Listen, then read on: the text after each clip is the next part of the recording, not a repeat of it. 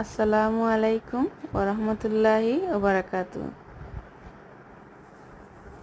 কিলা আছেন আমার যত ভাই বোন কলিজার জানোর টুকরা সকল, আপনার সব ভালো আছেন নি? আজকের যে রেসিপিটা লইয়া আইছি লেবুর কুসা দিয়ে ফাঙ্গাস কারি। অবশ্য জানি না কিতা কইন, কিন্তু আমি নাম দিলাম ফাঙ্গাস কারি।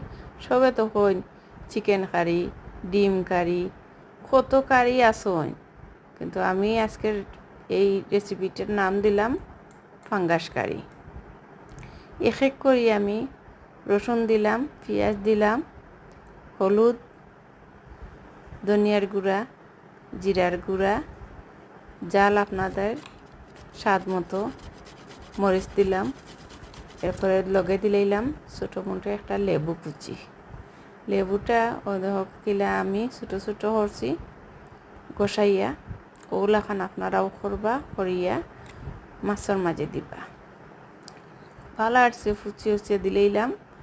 দেওয়ার পরে এখন আমি যেটা করবো একটু হইল সরিষার তেল একটার মাঝে আমি মিশাইব। সরিষার তেল দিয়া ওখন বন্ধুরা দেখবা আমি কিলা লাড়াচাড়া দেই, এমন লাড়াচাড়া দিই কিতা জন্য লাড়তে লাড়তে লাড়তে লাড়তে কত সময় আমি কিন্তু 5 মিনিটের লাখান আমি লাড়ছিও, মানে আমার লাড়ার মাঝে দড়ি লাগ অর্ধেক হয়ে গেছে। তখন আমি রেস্ট রাখবো 10 মিনিট প্লেট দি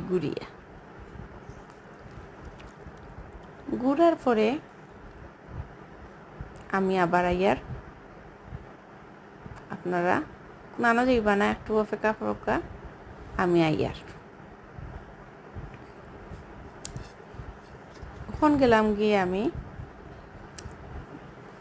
উমদালগুলিত গিয়া দিলাইলাম কড়াই, বয়াইলাম চুলাত, বয়া দিলাইলাম সরিষার তেল দিয়া ফাঙ্গাস মাছের টুকরাই নবইন মায়া করি কড়াইয়ের মাঝে ছাড়লাম, যাতে তাই বাঙ্গইন না।